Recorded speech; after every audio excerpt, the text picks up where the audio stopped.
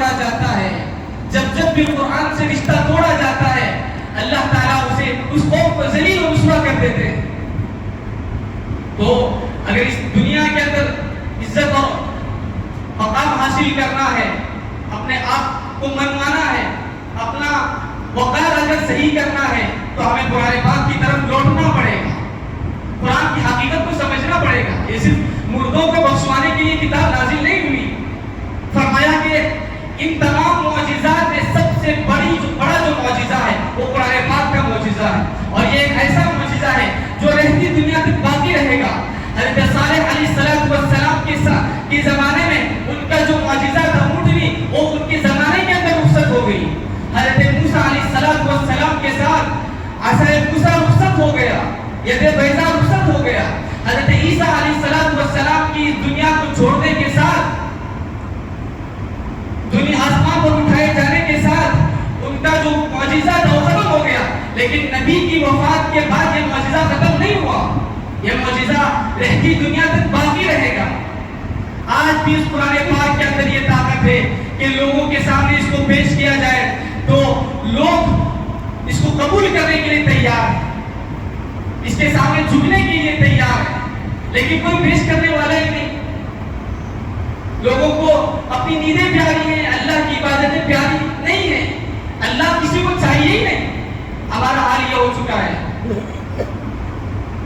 ہمیں تناسانی ہے، ہم اپنے آپ کو خوش رکھنا چاہتے ہیں، اپنے بدن کی ناز و نعیم کے پیچھے پڑے ہوئے ہیں۔ اسلام کی کسی کو فکر نہیں ہے، اللہ کی کسی کو فکر نہیں ہے۔ تو غور کرنے کی ضرورت ہے، اپنے بچوں کو حافظ قرآن بناؤ، اپنے بچوں کا تعلق قرآن سے جوڑو، اپنا تعلق قرآن سے جوڑو۔ ہر شخص یہ طے کرے کہ ہمارے گھر سے انشاءاللہ حافظ قرآن ہوگا، ہر بچہ ہمارے گھر کا حافظ قرآن بنے گا، اس علاقے میں ہر گھر کا ہر بچہ حافظ قرآن بنے گا، عالم دین بنے گا، قرآن پاک کو سمجھنے والا بنے گا، قرآن پاک کے حقوق کو پورا کرنے والا بنے گا، تب جا کر ہمارے احوال بدل سکیں گے۔ یہ طے کر لیں کہ اسکول کے لیے ہمارا بچہ اس وقت تک نہیں جائے گا جب تک بچہ فجر میں قرآن کی تلاوت نہ کرے، اس وقت تک ہمارا بچہ نہیں سوئے گا جب تک بچہ قرآن مجید کی تلاوت نہ کرے۔ یہ طے کریں، آج یہ طے کریں، اللہ کے یہاں آج یہ فیصلہ ہوگا آپ کے متعلق کہ آپ کے لیے عزت اور آپ کے لیے بلند ترین مقام کا اللہ کے یہاں فیصلہ ہوگا۔ تو آج اس کی ضرورت ہے، لیکن کوئی اس کو کرنے کے لیے تیار ہی نہیں۔ ہم نے اس دنیا ہی کو سب کچھ سمجھ لیا ہے۔ حضرت علی رضی اللہ تعالیٰ عنہ فرماتے ہیں کہ دنیا سو رہی ہے، یہ جو ہم آنکھیں کھول کر دیکھ رہے ہیں کہ یہ دیکھنے حقیقت کو ہم دیکھ نہیں رہے، حقیقت تو اس وقت ہمارے سامنے آئے گی جب مریں گے۔ الناس نیام اذا ماتوا انتبہوا، حضرت علی رضی اللہ تعالیٰ عنہ فرماتے ہیں کہ دنیا سو رہی ہے، جب مریں گے تب جاگیں گے، جب مریں گے تب احساس ہوگا کہ ہم نے کون سی دولت پیچھے چھوڑ کر آئی، ہم نے کتنی عظیم دولت کو پیچھے چھوڑا، ہم نے کس چیز کی ناقدری کی، یہ ہمیں مرنے کے بعد معلوم ہوگا، لیکن اس وقت افسوس کر کے کچھ فائدہ نہیں ہوگا۔ خون کے آنسو بھی اگر روئیں گے موقع نہیں دیا جائے گا لوٹنے کا، دنیا کے اندر واپس آنے کا موقع نہیں دیا جائے گا۔ دنیا دار العمل ہے، عمل دنیا کے اندر کرنا ہے، جب ایک بار موت طاری ہو جائے گی تو پھر اعمال کا دروازہ بند ہو جائے گا، اب صرف جو اعمال کیے اس کا بدلہ دیکھنے کا دن ہوگا۔ اسی لیے قرآن مجید کی طرف لوٹو، قرآن کو اپنا اوڑھنا بچھونا بناؤ، قرآن کے ذریعے سے لوگوں کو فتح کرو، لوگوں کے دلوں کو فتح کرو، غیر مسلموں کے سامنے قرآن پاک کی دعوت کو رکھو۔ لوگ آج بھی قبول کرنے کے لیے تیار ہیں، کتنے لوگ آج یورپ میں، امریکہ میں قرآن پاک کا مطالعہ کر کے مسلمان ہو رہے ہیں، ہزاروں لاکھوں کی تعداد میں لوگ مسلمان ہو رہے ہیں۔ 9/11 کے واقعے کے بعد، جو 9/11 کا واقعہ اسلام کو بدنام کرنے کے لیے ہوا تھا امریکہ کے اندر، فرمایا کہا جاتا ہے کہ 9/11 کے واقعے کے بعد جو اسلام کو بدنام کرنے کے لیے جو واقعہ رچا گیا تھا، جو سازش رچی گئی تھی، تو اس واقعے کے بعد بک اسٹال سے قرآن مجید کو اس طرح لوگوں نے خریدا اور پڑھا، اور اتنے لوگ امریکہ کی تاریخ میں مسلمان ہوئے جتنی کسی دور میں مسلمان نہیں ہوئے تھے۔ تو جب بھی اسلام کو بدنام کرنے کی سازشیں رچی جائیں گی، جب بھی قرآن کو بدنام کرنے کی سازشیں رچی جائیں گی، اللہ تعالیٰ ان سازشوں کو فیل کر دے گا، ناکام کر دے گا۔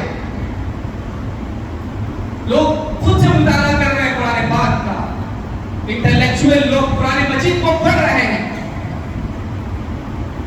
آسٹریلیا کے اندر ایک یہودی تھے لیوپولڈ ویس کے نام سے، جنہوں نے تورات کا بھی مطالعہ کیا تھا، انجیل کا بھی مطالعہ کیا تھا، یہودی تھے۔ وہ یہ سفر کرتے تھے امریکہ کے اندر، آسٹریلیا کے اندر سفر کرتے تھے، ٹرینوں کے اندر دیکھتے تھے کہ لوگوں کے پاس دنیا کی ساری نعمتیں ہیں، اس کے باوجود بھی لوگوں کے چہروں پر اداسی ہے، ایک مایوسی ہے، خوشی کی کیفیت نہیں ہے۔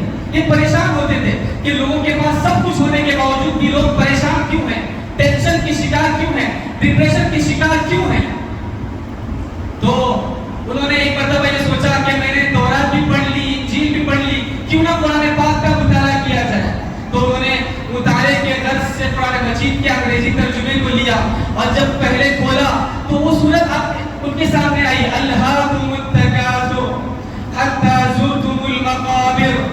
اس سورہ مبارکہ کے اندر اللہ تعالیٰ فرما رہے ہیں کہ آپس کی ریس نے تم لوگوں کو مدہوش کر دیا ہے۔ ایک ریس چل رہی ہے ایک دوسرے سے آگے بڑھنے کی، میری عمارت اس کی عمارت سے بڑی ہو جائے، میری دکان اس کی دکان سے بڑی ہو جائے، میرا بینک بیلنس فلاں کے بینک بیلنس سے زیادہ ہو جائے۔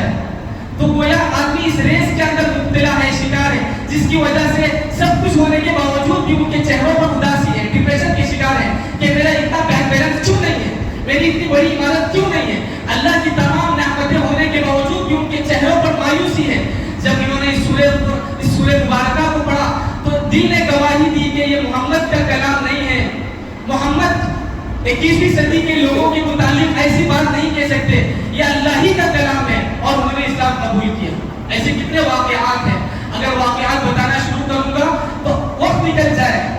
کتنے واقعات امریکہ میں، یورپین کنٹریز میں لوگ قرآن پڑھ کر مسلمان ہو رہے ہیں۔ غزہ کے اندر دیکھیے، غزہ کے لوگوں کا ایمان دیکھ کر لوگ مسلمان ہو رہے ہیں، ان کو دیکھ کر لوگ مسلمان ہو رہے ہیں، اور ہمیں دیکھ کر لوگ اسلام سے دور ہو رہے ہیں، اسلام سے نفرت کر رہے ہیں کہ یہ مسلمان آپس کے اندر تفریقیں کرنے والے، ایک دوسرے کے ساتھ دشمنی کرنے والے، دھوکہ دینے والے، جھوٹ بولنے والے، یہ مسلمان نہیں ہو سکتا۔ ہم اسلام کے نام پہ کلنک ہے، مسلمانوں کے نام پہ کلنک ہے، ہمارے ذریعے سے اسلام بدنام ہو رہا ہے۔ تو اپنی اصلاح کی ضرورت ہے۔ اللہ کو کسی سے پیار نہیں ہے کہ فلاں علاقے کے لوگ ہیں ہم اس کو معاف کر دیں گے، کہ نہیں۔ قرآن کا تعلق، قرآن کے ساتھ آپ کا تعلق ہے تو اللہ کا تعلق آپ سے، رسول کا تعلق آپ سے۔ اگر آپ کا تعلق قرآن سے نہیں ہے، نبی سے نہیں ہے، تو آپ نبی کے، اللہ کے رشتہ دار نہیں۔ جس طرح یہود یہ دعویٰ کرتے تھے کہ ہم اللہ کے رشتہ دار ہیں، ہم اللہ کے بیٹے ہیں، چہیتے، اللہ ہمیں عذاب نہیں دیتا۔ اللہ نے ان کو کیسے عذاب سے گزارا، دنیا کے سخت ترین عذاب ان کو دیے گئے۔